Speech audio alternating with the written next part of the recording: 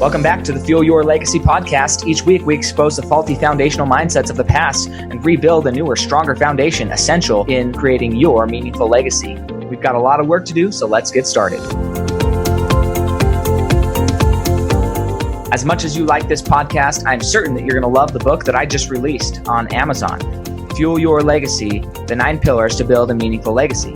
I wrote this to share with you the experiences that I had while I was identifying my identity, how I began to create my meaningful legacy, and how you can create yours. You're going to find this book on Kindle, Amazon, and as always on my website, samknickerbocker.com. Welcome back to Fuel Your Legacy. Today, we have a great friend of mine on, Shaun Christensen, and I actually met him at an event that I was speaking at.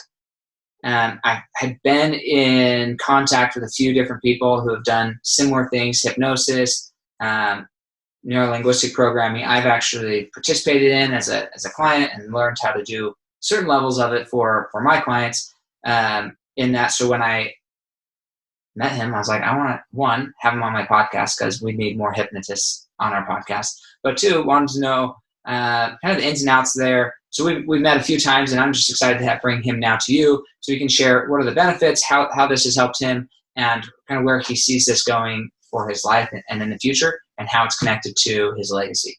Fair enough? Sure. Yeah, sounds good. Awesome. Well, with that, Shaun, go ahead and share with us your history. Feel free to take as long as you need, right? Short of, don't take forever, actually. But yeah, take some time and let us know exactly the storyline of how you came to where you are and became who you are today. Okay, cool. So I guess it starts back in high school when I was studying psychology in high school. I was studying at Dixie High School down in St. George, and I was studying studying psychology. And in one of the classes, we had a hypnotist come to our class, and he said, "You can cut therapy into a third of the time because you get to the root of the problem." I thought, "Oh my gosh, that's so cool. That's what I want to do." So I started studying hypnosis, and everything that I read was right. He said that you can get through the problem a third of the time. I thought that's definitely what I want to do. So I became a hypnotherapist first.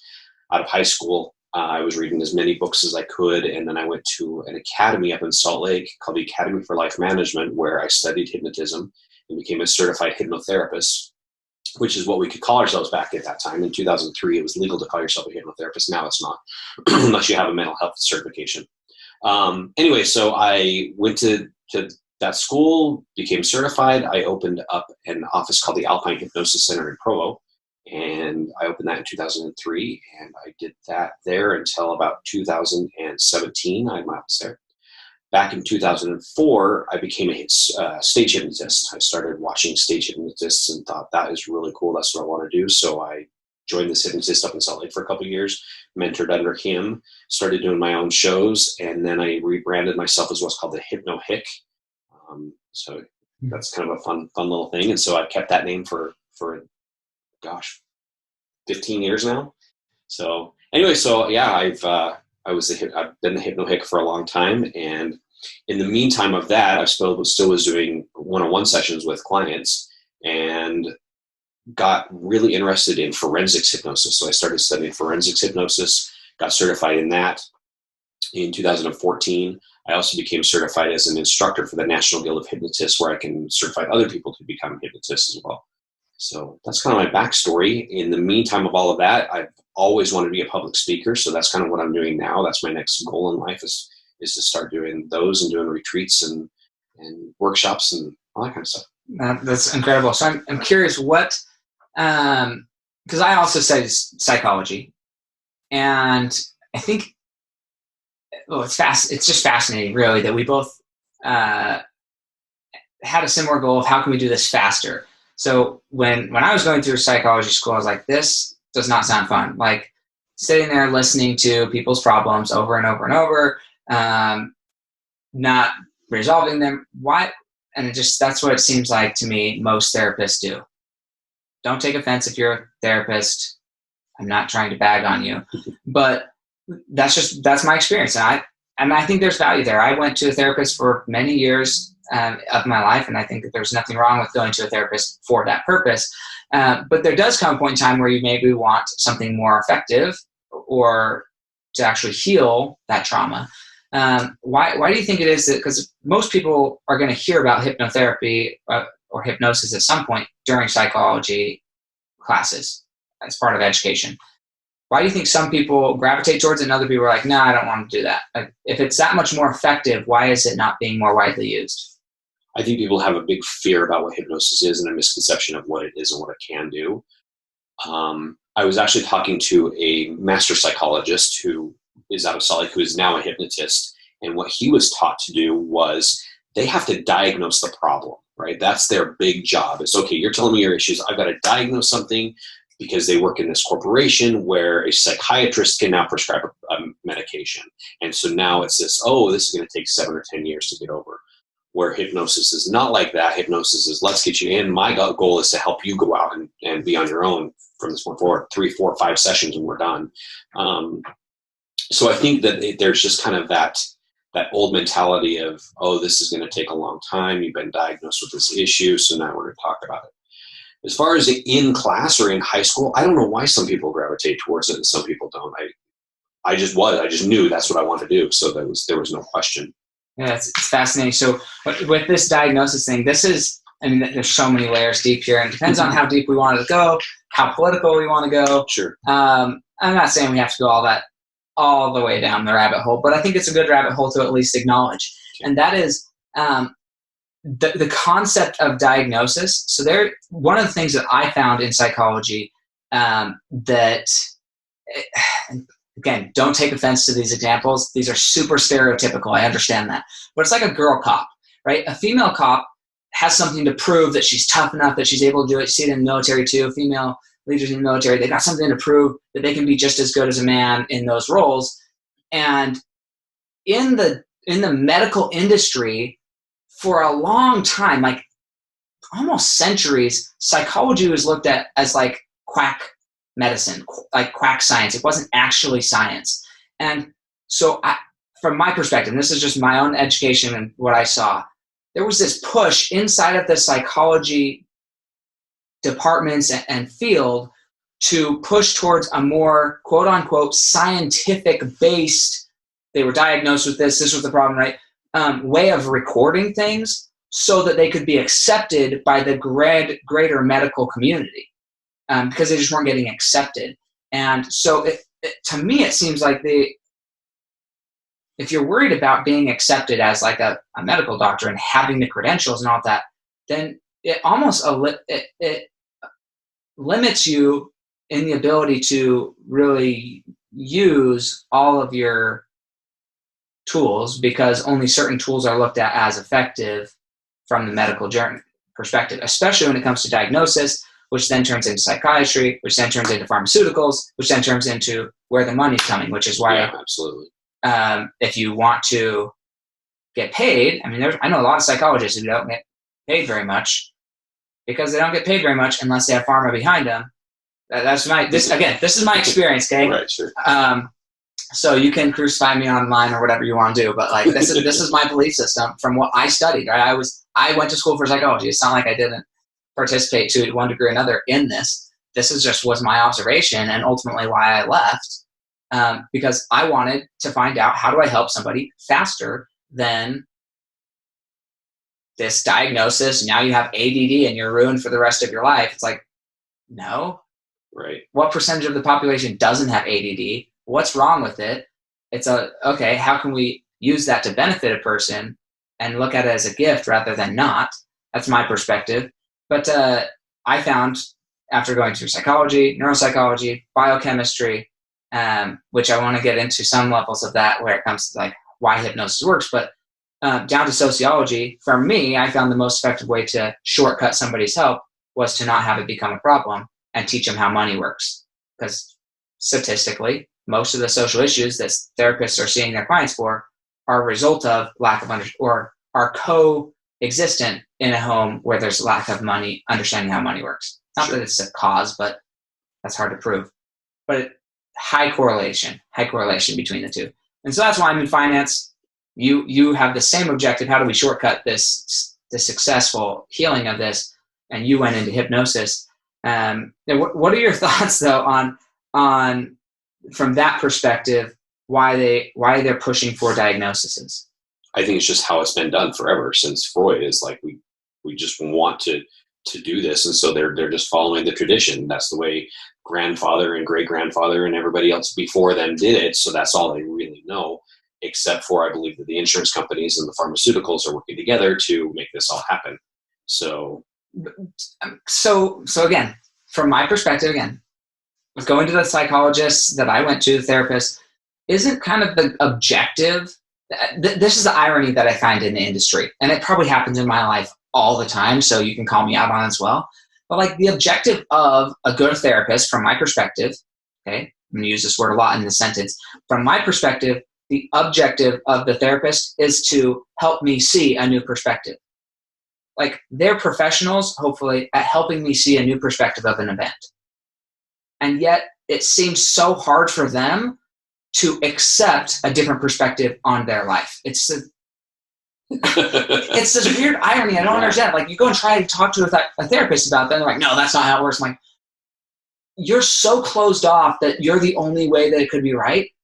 Why should I trust you to educate me on a new perspective of my life when you can't even see a different perspective on your own life? I think that's a huge, huge, huge issue is people who become therapists do it for either the money or because they think they're going to help people, right? Problem is they don't go through their own crap growing up and going through their own stuff. So how can they help somebody if they've never been through it? So people become a family psychologist, but they don't have their own family. So exactly what you're saying is they don't have their own stuff together, right?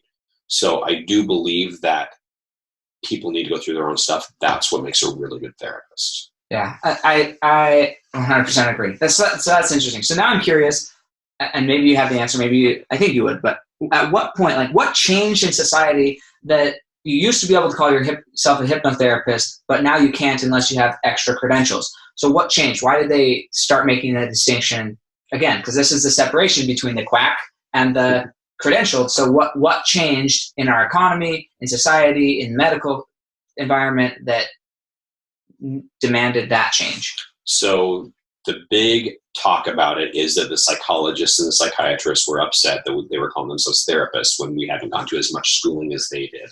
So why can you call yourself a therapist if you go to a hypnosis school? That's the biggest reason is they don't want to compete with us. We can help people change so fast, but yet now we're taking their clients. It could be all conspiracy theory as to why that's happening. I don't know, but that's what I've heard, and that makes sense to me. Well, somebody wise once said, that simplicity is ultimate sophistication. Sometimes I think you can tell somebody the truth and they're like, no, it can't be that easy. It probably is that easy. I'm more inclined to believe something that's stupid, simple, and like, oh, that's a logical, it's an idiotic move, but it's logical. Like that makes sense based on human emotion, based on ego, based on these principles of like humanity. That actually makes sense. Now, us trying to explain all these other justifications of why we did something, that sounds like a big chain of justifications so that you don't know why we did it. Right. That's what that sounds like. So that's funny. So with all of your education, what have you found to be the most enjoyable part of hypnosis? So I got two parts of the business, right? So I have the therapeutic side or the healing side or the whatever you want to call it side, right? The one-on-one client side. And then I also have the comedy stage hypnosis, and they both have benefits for two completely different reasons. One is I love entertaining. That's been my whole background is I love entertaining people and I love to create an experience for people. So that's actually the new business going to be called the Shaun Christensen Experience because that's what I want to create.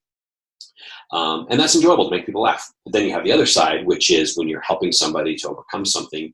And the cool thing about hypnosis, you can see an instant change, or they open their eyes and they're like, oh my gosh, that makes so much sense. And so they have this instant gratification. Now, here's an example. I worked with a 12-year-old wrestler, and he was competing or comparing himself to his brothers. So he was doing kind of poorly in wrestling. He hadn't even won a match. And so I worked with him one session, and I got a message from him just a little while ago saying, hey man, thank you very much for helping me. I took second in state for wrestling. So those kind of things you can't get by working a 9-to-5 Walmart job, right? Yeah, Please help me with my groceries or whatever, right? Yeah, maybe you can if that's if that's how you receive fulfillment. Sure. Right. Sure. I'll challenge you on everything. That's okay. I don't think there's right or wrong, but yeah, I think that's where are you getting your fulfillment, and so for you, you get your fulfillment from being able to hear those success stories of like how much somebody changed or how much that success happened, or in the form of laughter, enjoyment, and almost a relaxation, and letting go of cares of the things that stress us out on a normal basis. Sure. Yeah. That's awesome. For me, it's very similar. I come to work and I love seeing somebody who's like super depressed about their financial situation, because I'm confident most of the time that by the time I'm done working with them, they're going to be smiling and like, man, I know where I'm going now. That's an exciting thing. I love it. That penny drop is the same that I experienced when I was on a church mission teaching about Jesus Christ. It's the same moment, because it's the same. It's ultimately, in my mind, it's the same transformation, whether we're talking about Christ or whether we're talking about money or whether we're talking about health or success. But it's the recognition that you are worth a better life. That's the recognition. And once you recognize that you're worth a better life because of you, that's the penny that drops, whether that's you're worth a better life so you believe in Jesus Christ, you're worth a better life so you spend your money more intentionally, you're worth a better life because you're no longer comparing your success to your brothers in wrestling. It's you're worth something. And once they recognize that they have worth, that once that penny drops, that's the beautiful thing for me in my experiences. That's a really good way to look at it. I like that. I think so too. Yeah. I'll pat myself on the back for that one. Good for you. Yeah. So what were your biggest naysayers when you're going through this process of getting educated on hypnosis and how that works and building a career out of it? Who were your biggest naysayers and how did you overcome them? And I would say, who are your naysayers today? Because I'm sure that happens. People who, every time you get on stage, I don't believe in hypnosis.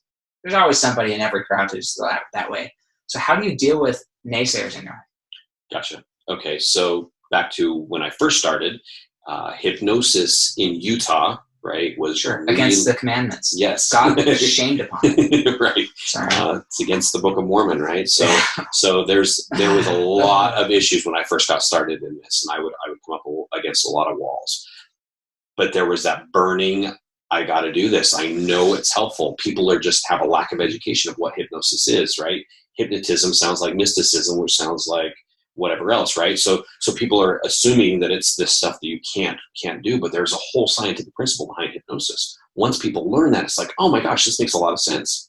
And so we go in and out of it all the time, right? 7 times a day we're in hypnosis trance, or longer, or more. At least. Right? And it's different for every hypnotist. But yeah, we spend a lot of our time in a state of hypnosis, right? Or a trance. So anyway, once they're educated, it helps. The biggest problem is back in the 90s, prior to the 90s, and then early 2000s, is the stage hypnotists were very, very dark and I'm in control of you, blah, blah, blah, right? So I wanted to give it a different feel. So once I started empowering people from the stage, that opened up a whole new realm. A lot of hypnotists are doing that now, because now it's like, oh, this is a powerful thing, and no, it's not crazy and weird. So that's helped open the doors for me to be able to do a lot of schools and fairs and corporate events, because I give it a good feeling, right? So that's kind of shifted the mentality. I'm not saying I did it by myself, because the whole community kind of shifted that at that time. So that's the first part. My biggest naysayer was my mom. I was working in the corporate world. I managed restaurants, and before I became a hypnotist, I was a flight attendant. So I had done that for 6 years. Really? I did not know that about him. So learn new things. So I was flying a lot, and I started doing shows, and so I would have to call in sick so I could go do a show. And so I kept doing that. Well, the CEO of the company, I actually hypnotized their sister and helped them lose weight, and it worked. And so I called the CEO of the airlines and I said, hey, the airline that you're working for, yes. But intentionally skipping out on. Yes. So I called her and I said, hey, just so you know, I'm at this point in my life and I really want to do this. I just don't know if I can do it full time. I don't know what to do. I'm out of sick time. I have no more left. And she was so cool. She says, why don't you take the month of August off and see how it goes, and we'll keep your stats and keep your insurance, all that kind of stuff. And then if it works, great, then you can quit. And if not, then you can come back. Super cool.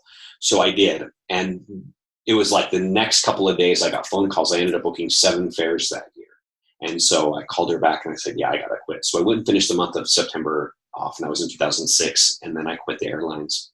Really? And so, so it's kind of funny because think about it now, because now I do like 15 fairs a year in August. But anyways, 7 was like the big thing. So I was super excited and moved forward. That's so cool. I think, so I want to go back to something you said, because I think this matters in literally every aspect of our life. And that is that the objective matters.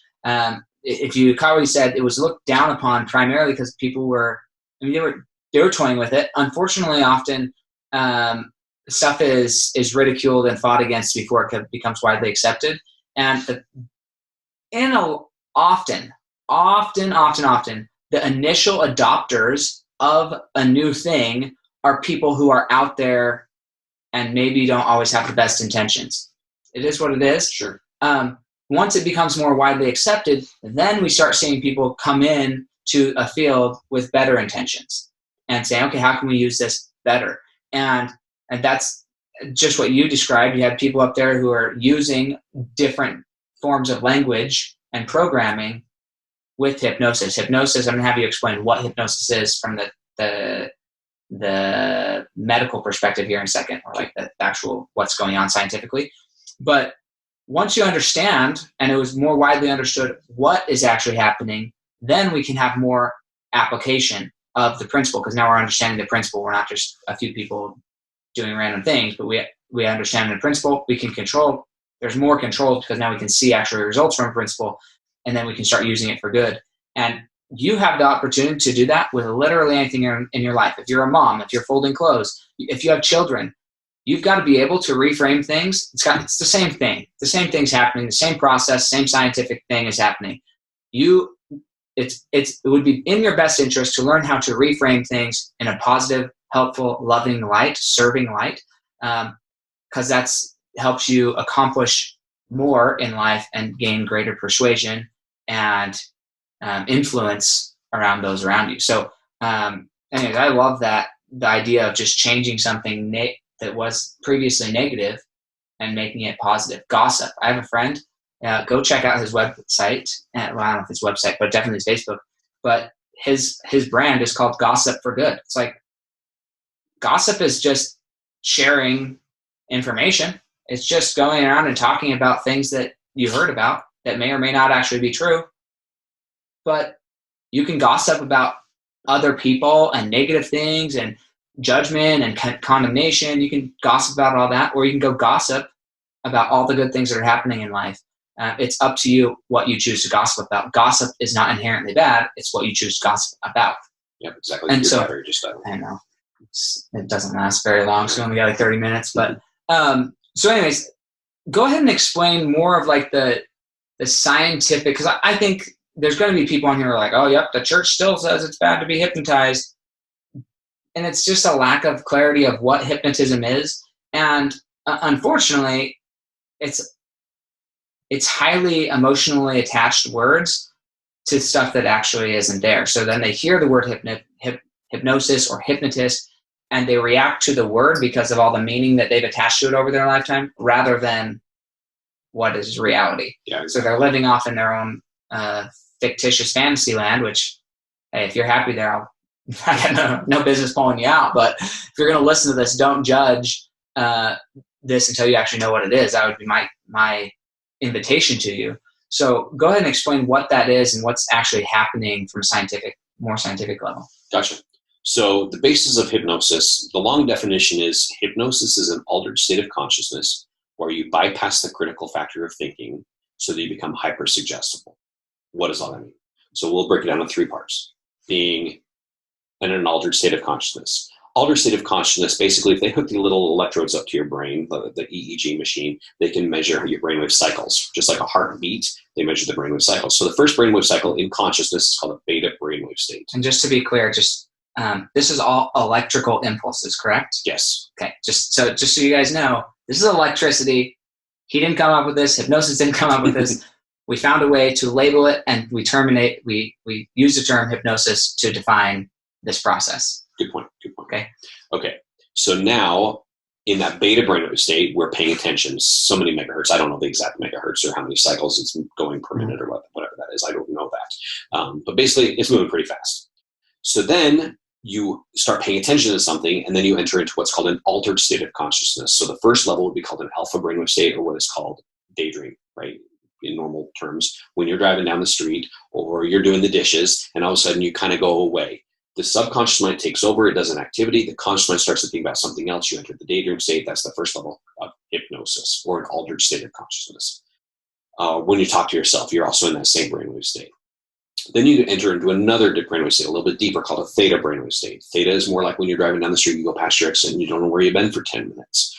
Or you're reading a book and you get to the bottom of the page, completely forget what you just read. That's another brainwave state, right? Mm-hmm. Then you have delta, which is a little bit deeper. And this is more like, it's more like when you get a phone call in the middle of the night, you talk to somebody, hang up the phone, and you don't remember who you talked to. Or teenagers nowadays, they'll wake up one morning, they texted somebody the night before, but they don't remember texting them. So this amnesia starts to happen in that brainwave state. Now, these are all normal, natural states. This isn't just hypnosis. This is normal activity. Sure. Then you have the deeper level, which is called somnambulism. Somnambulism is when you can kind of fool with the senses. That's when we can lessen pain.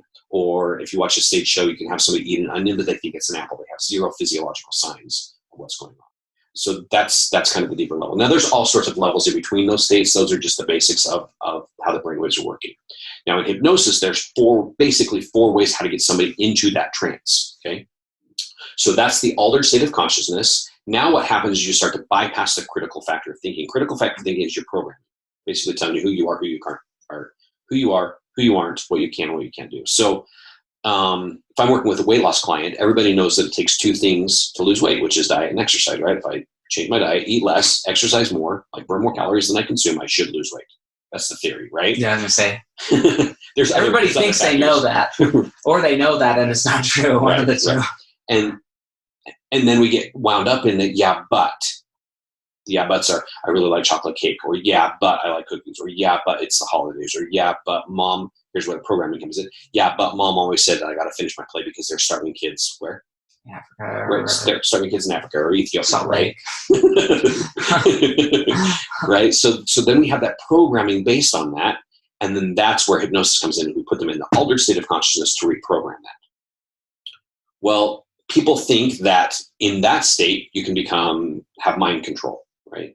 It is not mind control, because you still have that moral and ethical code that no matter how deep into hypnosis you go, I can't break that.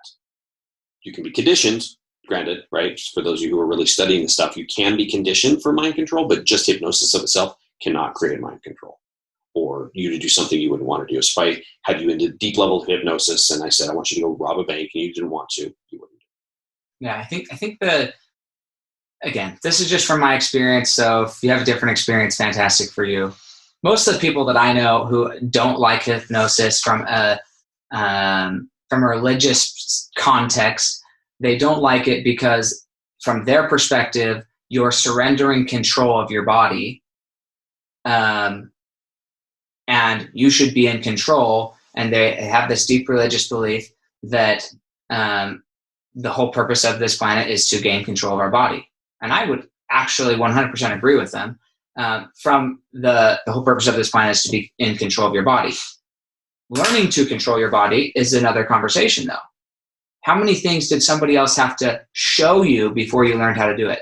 Did somebody help you tie your shoes? Did somebody help you put your clothes on? Did somebody help you learn how to put your underwear on, or put your glasses on, or brush your teeth? All those things somebody did for you, to you, before you ever did them for yourselves. And you changing your diaper from a baby, learning how to eat, all these things, somebody else did those for you before you could do it for yourself. So if you are going to abide by the belief that allowing anyone else to control your body is a grave sin and a rejection of your holy people that you follow, for me it's Jesus Christ and his Father, right? For me, I don't say that blasphemously. I'm trying to give you permission to believe whatever you want, right? I have deep beliefs as well. But if you're going to abide by that, then we have to be able to apply principles across the board. So stop taking care of your children, stop helping them do anything, stop driving them around, stop doing anything for them that's not in them choosing to do it, and see how well you like life. I think you're going to quickly agree that sometimes it's better to have somebody show how to do something first, or to be taught how to do something. Definitely don't send your kids to school. You wouldn't want that. Okay. So like the reality is, a good hypnotist that I've seen, they are helping you. They are facilitating something by your choosing. They're facilitating it, right? They aren't walking around hypnotizing people without. It's not like Disney where you're just like, watch this clock. Okay, that's not what's going on, guys. So one, you are choosing into an experience to learn something to better yourself, number one. Number two, once you understand how a lot of this stuff is, once you understood it and you've practiced it, how difficult is it for you to use principles, maybe not full on hypnotize yourself, but use principles of hypnosis in your everyday life? All the time. Myself as well. So the point of that question is, this isn't about somebody else always doing this. Good hypnotism is about teaching and educating you how to do this yourself for yourself. It's about gaining more control of your body. Until you understand this, you're actually in the control of everybody else who understands this and is doing this with your media, your music, your TV, your books. Like, talk about mass hypnosis across the planet. It's happening. And if you aren't aware of it, it's only hurting you and your family. Right. So with what you do a lot of finance stuff, right? So people who are, let's say they're stuck at a $45,000 a year, $30,000, $50,000, doesn't matter the number, right? So now they are programmed to think that's how much they make, right? So let's use $40,000 as an example. Somebody's a $40,000 a year employee, salesman. Let's use a salesman, for example.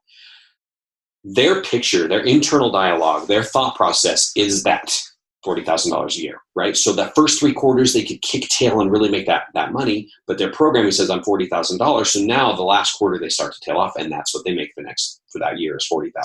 Or the opposite is true. They may struggle for the first 2 or 3 quarters or first whatever of the year, and then all of a sudden the last year they kick it into gear again, and guess what? They're back at 40,000. It's the pictures they create in their mind. It's self-hypnosis. It's the exact same thing that we're doing. So when we get stuck in that, back to your control statement is they feel out of control. I don't know how to control this. I don't know how to change this. Smokers, weight loss. I don't know how to fix this. So I need somebody else to help me get over that, because the blindest spot is right on top of ourselves. So you're exactly right. It is self-hypnosis, and we do it all the time. So let's, I love joining 2 forms of thought and forcing them, like just smashing them together. And religion is an easy one too, because it's so, especially in our society, it's so ingrained. And we're like, well, I'm not religious, I'm atheist. Dude, that's a religion. In case you didn't know, you have faith that nobody's there watching and nobody cares. Like, just because you've chosen to have faith in the non-existence of being, it's still faith. So, hate to burst your bubble, but you're just as religious as the rest of us, just with a different religion. Okay, football can be a religion, eating can be a religion. Religion is almost synonymous with ritualist behavior, and there you go, with the little theology spattered in. That's religion, but that's oversimplistic as well. But with this, what is the contrast or the synonymism of prayer, daily prayer or repentance, and meditation / hypnosis? Good question. The second part, the meditation hypnosis, a lot of people don't think they're the same, and they are. The brainwaves are the exact same. The difference is, in meditation, you're trying to clear your mind. With hypnosis, you're going to the same brainwave states. You're just giving yourself something to think about or to focus on. That's the only difference, right? You're giving yourself suggestions instead of hypnotist, whereas in hypnosis. Religion and prayer, I've not done the studies. My guess is the brainwaves go into the same alpha or theta brainwave state, right? You're creating visualization when you're asking Heavenly Father to do something for us, or to pray to. It's hard not to be blasphemous, but just go for it. Right. So let's say people go to Heavenly Father and they ask for things. So it's like asking, like this big Santa Claus in the sky asking for stuff. That's what a lot of people think of God as, but it's not. I mean, He can be in every day. Sure. I'm very, very, very spiritual. I connect with God on a daily basis and chat with Him all the time. So you can be doing that when you're doing the dishes too. So instead of talking to yourself, you can talk to God. So what's the difference between the two, between prayer and meditation hypnosis? I don't know that there really is. because you're still creating a visualization. It's coming from the subconscious mind. And just again, keep in mind that if you have a conversation with me and we're actually talking about me trying to help you believe in God, this comes out very differently. I have a healthy amount of skepticism, and I'm okay changing narratives. Okay, so keep in mind that's the position I'm coming from. Don't be offended. Like, oh God, Sam doesn't believe in God. No, he does. But from my perspective, prayer could also be identical to what he said. From the perspective of when he was describing hypnosis and surpassing your critical thinking. The moment that you give up control, give up your critical thinking aspect and say, look, I obviously can't figure this out. My critical thinking no longer can accomplish whatever it needs to accomplish. I'm going to sidestep my critical thinking, put all of my faith in God. Okay, now we're going to this more perfect version of ourselves, which is ultimately our I would say our value system, right? The part that doesn't really get hypnotized, our morals and values. And we're going to our idealistic morals and values and asking our version of what our idealistic morals and values are to suggest what behavior we should continue to perform.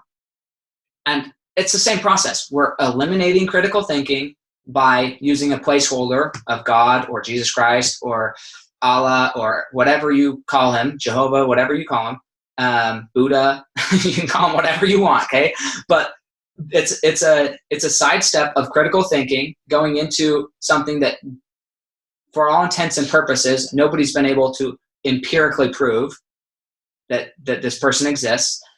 So we're sidestepping that with the intention of connecting deeper with our self-conscious and our morals and our values so we can become better and change our habits, change our circumstances, change our reality. That's my if I was to define prayer, that's what I think is happening from a more scientific explanation. And I think it's the same.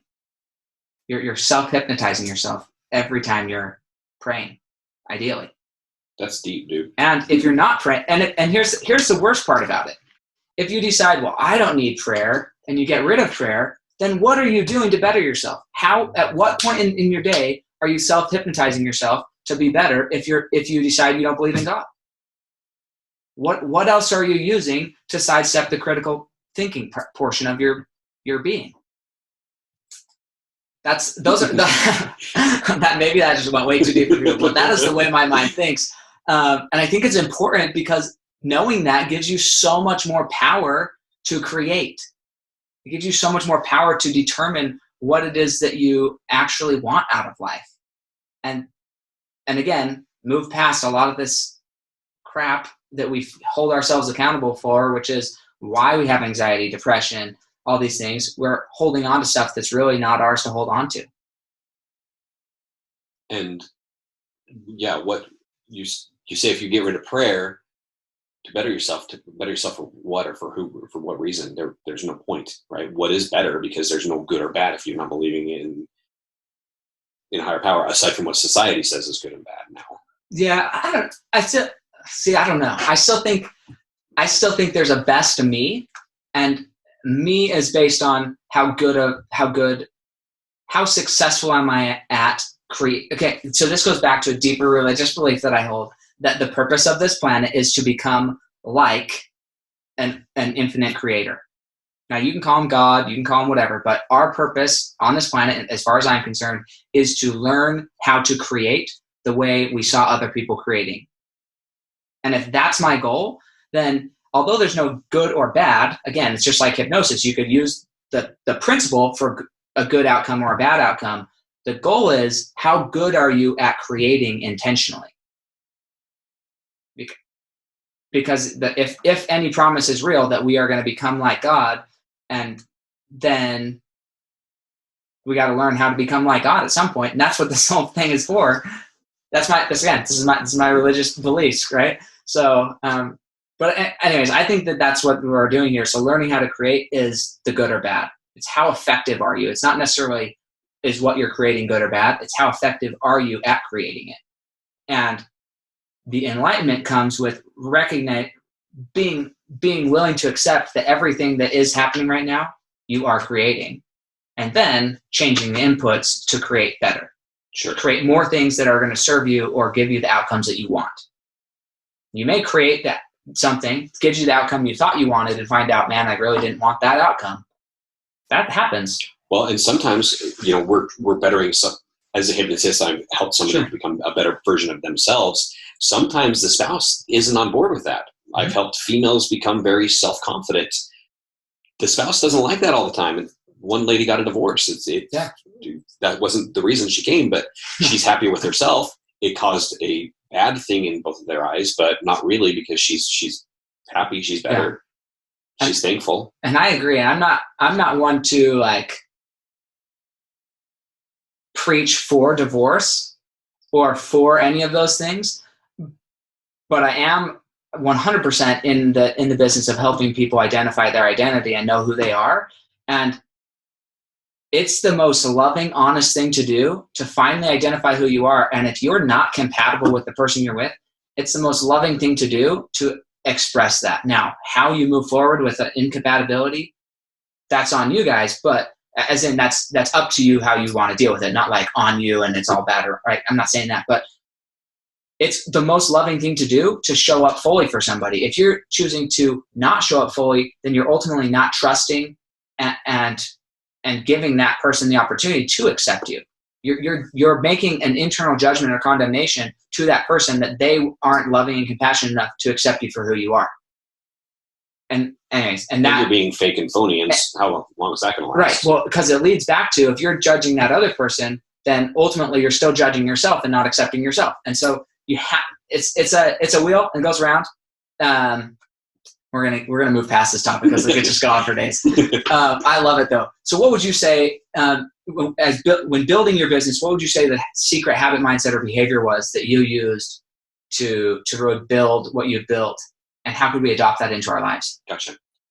I'm going to go back to a question asked earlier about who was my naysayer, which was my mom, right? So she was big on, when I quit the airlines and I was trying to do this full time, I wasn't quite ready yet. There were still some financial burdens. My mom just kept saying, well, get a real job. And I really wanted to focus on the hypnosis because it was enough, but it was enough to sustain, but not enough to get better. And then some months were hard and some months weren't. She just get a real job. Now she looks at it and says, oh, I'm glad you didn't listen to me, right? Or I'm glad didn't listen to me, which is true. I didn't. So to answer that last question is I had to find somebody, and luckily he was right there to help push me. And that was, hey, Shaun, how many shows did you do this year? Well, I did 6. Well, that's 3 more than you did last year. Oh, well, okay, good point. And then when it was like 12 or 15 shows or 20 shows, it was, well, you did more than last year. You did more than last year. And that was the one thing that kept pushing me, because I was ready to be done. There were some really hard parts. And for somebody else to look back and say, well, you did more than last time, that I think every single person needs to have somebody to push them forward.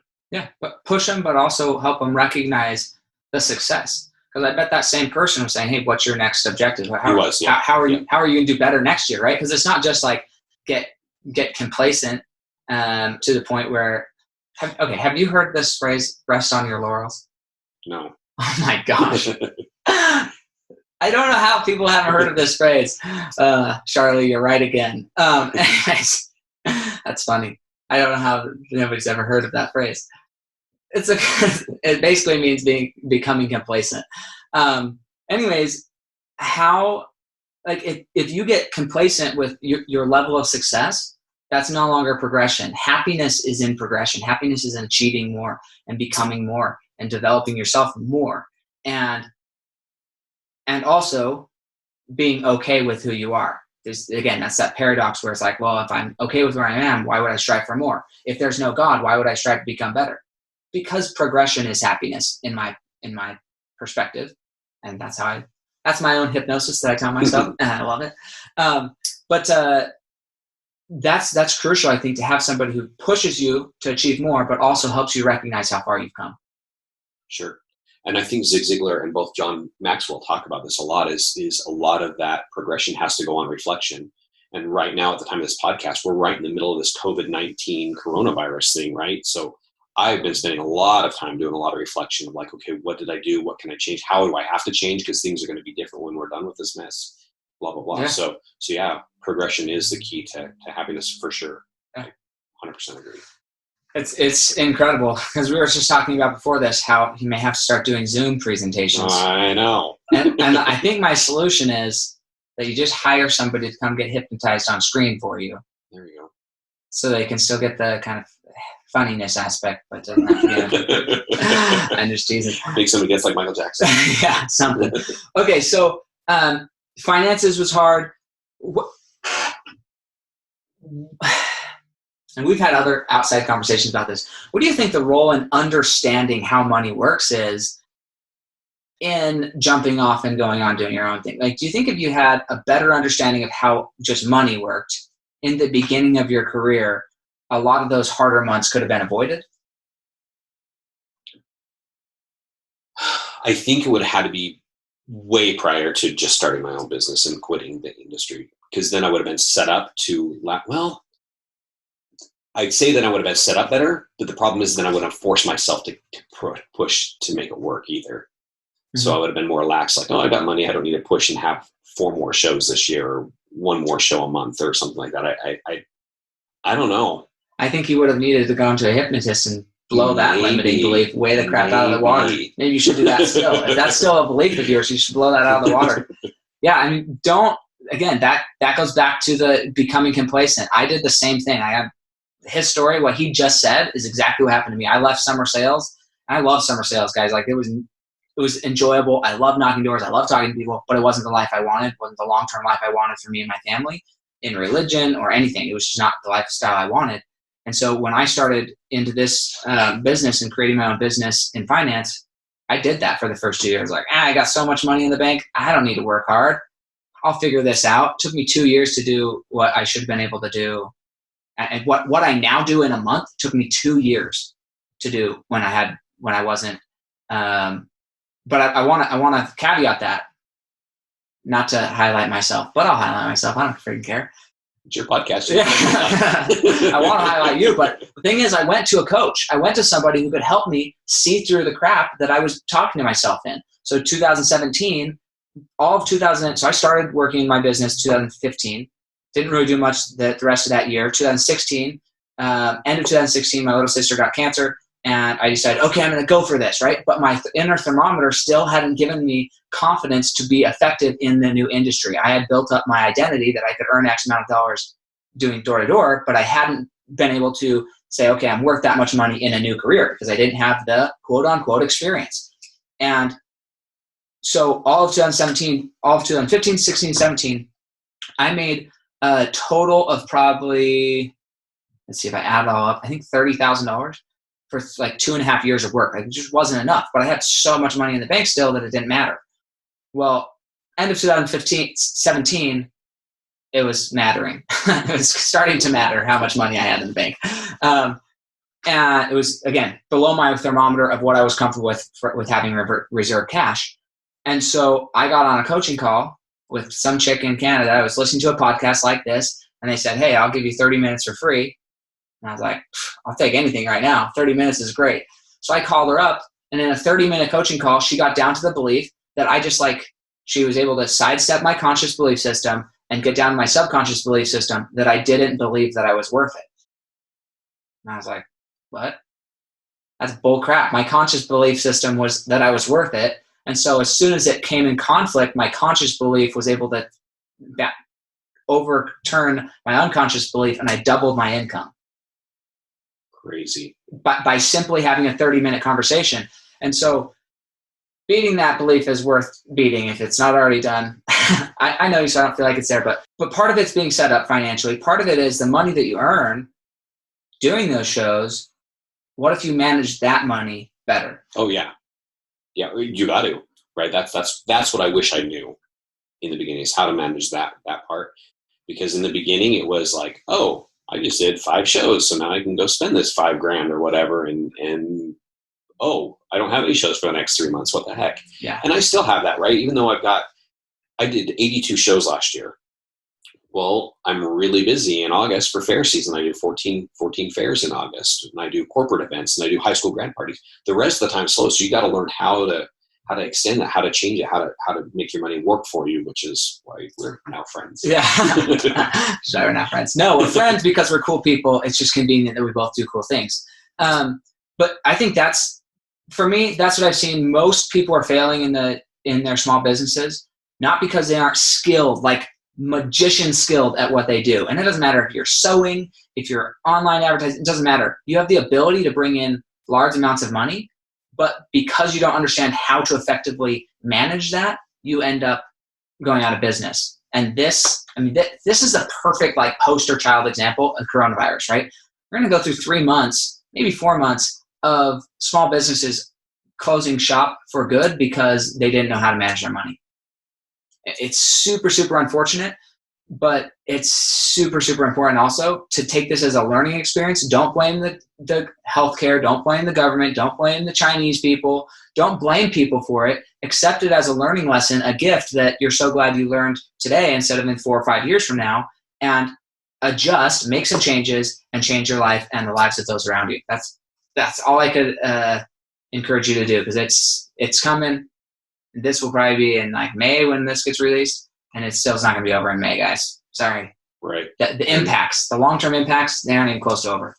And I feel too that people who are looking for an excuse to, it's too hard to run my business, this is going to be a good excuse for them. Oh, yeah. And if you really want to make your business work, oh my gosh, stick to it. Yeah, figure it out fast. I would say go double speed through this, because if you look at most major corporations and companies, they were all started and got their biggest launches in times like this. I mean, it's just the nature of how businesses are. So stick with it and double down on it. I think you'll be successful no matter what it is. You may have to adjust how you market, how you contact. Yeah, absolutely. In his situation, how does people take part in his experiences? That's going to have to change. So if we wanted to get hypnotized or become a client or just see a show or whatever, however that happens. Okay. I know it's in flux right now, so that's why I'm like, okay, what's going on? There's no shows right now. There will be soon, and I have feelings to be big and fast. Yeah, Zoom shows, man. Zoom shows. You got to figure out how to do that. I know some people. But how would they get in contact with you? Where do they go see your content? Do you have YouTube, Instagram? Like, where are you at, and where could they get in touch with you? Gotcha. So I've got 2 businesses, right? So the Comedy Hypnosis is under Hypno Hick, HYPNOHICK. So there's hypnohick.com, or I've got social media, Facebook, Instagram, Twitter, all that stuff. As far as a one-on-one session, that's under my Shaun Christensen experience, which is just ShaunChristensen.com. Shaun is spelled SHAUN, and Christensen, CHRISTENSEN. So ShaunChristensen.com. And then I've also got Shaun_Christensen is my Instagram channel. Okay. And all the prices and everything's on there too? No, I don't have prices because they're different. Basically, if you want to come to a session, it's $80 for a one-on-one session. And back to the traditional psychology, there was always 55 minutes or an hour if you're lucky, right? So my sessions go an hour and a half. Awesome. So I always book them at an hour and a half for that reason, for cool. a one session. Well, yeah, if you guys are struggling with weight loss, anything, I mean, stop smoking, self-confidence. I do a lot of sports hypnosis. That's so cool. Hypnosis is so cool, guys. Learning how to just change your mindset. It's life-changing. Yes. Okay, so I got 5 questions. This is Legacy on Rapid Fire. Yes. Okay. Sweet. 5 questions, 1 word to 1 sentence answers. Kind of like a game show. I may ask you to clarify if I don't like your answer. Fair enough? Deal. Okay. Deal. So first question. Okay. What do you believe is holding you back from reaching the next level of your legacy? Lack of knowledge. Okay. What knowledge do you lack? How to do Zoom, how to do podcasts, like all this technology stuff. I am not a computer nerd at all. I can't fix a computer, I can't fix a car, but I can fix somebody's brain, right? That's my joke. But it's real. Like, I don't understand how I'm gonna do my next thing. So I think I need to hire like a 12-year-old. I know, right? Show them the TikTok. Yeah. No, but really, I think that is so many times people answer that question with either myself or knowledge, whatever, and they're simple answers. The key to these simple answers is, do you know what it is that you're missing? Like, okay, yes, I know it's yourself that's holding it back, but do you know what about yourself that's holding you back? Yeah. Do you know what about your fear? What about fear? What are you scared of, right? So understanding those things, even though you may not have an immediate solution, they have the power, like just understanding it to give you that much more openness to solving it. So if you don't know what's holding you back, call Shaun Christensen, the Hypno Hick, and help you figure it out. Okay. So what do you think the hardest thing you've ever accomplished has been? Booking my first speaking gig, that has been such a challenge for me. And I actually booked it, and it got canceled. Coronavirus. I hate that. Coronavirus. Oh, I finally got it booked, and then we got it canceled. Anyways, yeah, dude, we got as an industry, because I do public speaking as well. As an industry, we're gonna have to change how that happens and say, look, we're gonna speak from Zoom. Because the reality is, most of these people, most of the companies, everybody, they're having you come in to speak because of what you can provide to that audience from a production perspective. And now more than ever, people need to lift me up. They need some humor. They need some funny things. And corporations still, they just got things cut down dramatically. They still need to be offering that to their clients. And so we just have to adjust on how we're advertising it. So not their clients, their employees on how we're advertising it so that they can still offer value, especially during this time. Like, this should be the reason people aren't canceling and why they're actually jumping on board with it. We just have to create the right offer. I truly believe that. So what do you think your greatest success has been up to this point in your career? I'd have to say just last year, doing 82 shows was so crazy, because looking back, when I did one show a month, I was so excited. And, I look back and say, oh my gosh, if I only did 12 shows, that'd be awful. But, doing 82 shows in a year was super cool. Yeah, that's incredible. For me, one of my goals is for me and my company to help 80 families this year. So nice. If we can accomplish that, it'd be awesome. It's like 7 families a month, almost a little over 7 families a month. So it's not a ton, but it's like, if we can just consistently do that, then that'll be 80 families that their lives have changed. I think it will need to be increased with the coronavirus thing. When you say you want to help the family, help them how? Understand how money works better. Okay. Yep. Yeah. Okay, so if there was a secret that you think has contributed most to your success, another one, what would you say that is? It's got to be absolute total commitments to what you want to do, because when you're committed and you have that, the cliche is passion, but the obstacles don't matter. You just brush them off to the side, but you've got to have somebody on your side, like my friend, right? That was my biggest secret, I guess, was him saying, you did more than last year, or you can do it. And then ask those hard questions. You don't want to say, well, this is what you're going to do next week, and this is what you're going to do next year, and what's your advertising, and you feel like you got a mom over the top of you. What are you doing now? What are you going to do? Now what are you going to do? But it's important to think of those hard things. And you know what? I guess I'm going to go out and knock doors, and I'm going to hand out business cards. I'm going to do this, and it's tough. Just stick to it. Don't give up. Yeah, and you have to be willing to subject yourself to somebody to follow up on you. Yes. Because if you aren't willing to, I'm the ultimate do not like people following up with me. Believe me, more than anything you believe in life, I do not enjoy people following up on me. And that's something that I probably could get hypnotized and figure out what the heck's going on there. Close your eyes right now. On screen. Here we go. Hey, it's your first experience for the show. Zoom, yeah. Okay, so what books would you recommend the audience to read? Oh my gosh, anything by Zig Ziglar, John Maxwell, Anthony Robbins. Tony Robbins, by the way. Anthony Robbins is Tony Robbins. The Bible. The Bible is the best psychology book and business book I think I've ever read. It tells you how to be a parent and a kid and a friend and a business partner. And yeah. That's good. I agree. I love my religious texts. If you didn't believe so by our previous conversation, I think they're life-changing. So this is my favorite question. It's the last question I always ask. We're going to pretend that you died, though. Okay? So you have to get in the headspace of you're dead, gone. Okay. We're talking 6 generations from now. So your great, great, great, great, great grandchildren. Okay. They're sitting around a table and discussing your life, what it meant, your mission, what you were able to accomplish. They're discussing your legacy. What do you want them to be saying about your legacy 6 generations from now?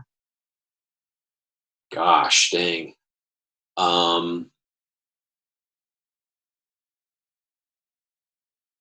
I don't know, because the only thing I can think of is because they won't know, right? They won't know how cool of a person I am or how funny I was or anything like that. They won't know that, right? And a book can explain it, but it's still not going to be anything. Luckily for recordings now, they can maybe go back and watch a recording of like, this was your great, great, great, great grandpa, whatever. He was an entertainer and he was fun and people loved him. But I guess deep down, this is way more than one word answer. Sorry. Yeah, it's okay. This doesn't have. This can be a sentence or a paragraph or whatever you want it to be. Story. If we look back at somebody who was a long time ago, if we look at like Napoleon Hill, he wrote about J. Paul Getty, right? I think it's about somebody else writing about you is more important. I could write a book. Tony Robbins has a book, but when somebody else speaks for Tony Robbins or for somebody else talks about Zig Ziglar, that's, I think, where the legacy really, really happens, is somebody else talking about you. Exactly. So what do you want him to be saying? You changed my life for the better. I don't know. Because there's two parts of me, right? There's the entertainer side, which is super cool. You know, he was great. He was funny. He was entertaining. We loved seeing his shows. This isn't going to happen 200 years from now, but just that he impacted so many people and changed their lives for the better. And there it is. That's just it. I knew it'd come out if you kept rambling. There it is. Keep digging. He wants to be remembered for changing people's lives for the better. Yes. That's what he wants to be remembered for, okay? And everything he's doing is to that end. If we went back to the beginning of this conversation, he was in psychology and he saw, hey, I could change people's lives faster through hypnosis. I can change their lives for the better faster through the hypnosis. Yes. You should be a hypnotist. Freaking am. No, just kidding. I don't know if I am or not, but I love this stuff. This stuff is so crucial for people to understand what's our identity, what's been there from the beginning, what's been there from a child that is still there. Even though we take on these different roles in our lives, that's okay that you take on different roles, but as you're taking on these different roles, what is consistently you? What's consistently important to you? And yeah, we hope that there's different mediums for people to remember us by. Me too, right? But more importantly, I want people to remember that Sam helped change people's lives. He helped save families through helping them have more confidence in themselves and the confidence to get out of negative situations in their life. Like, if that's how Sam was remembered, that would be awesome for me. So super excited for you guys to listen to this and share it with other people. Go follow him. Go check out his websites. And definitely, if you guys see any potential value, even the people who don't see potential value in this, give him a call so he can like help you understand what value there would be in your personal life and see if it'd be a good fit. Fair enough? Awesome. We'll see you guys later and catch you next time on Fuel Your Legacy.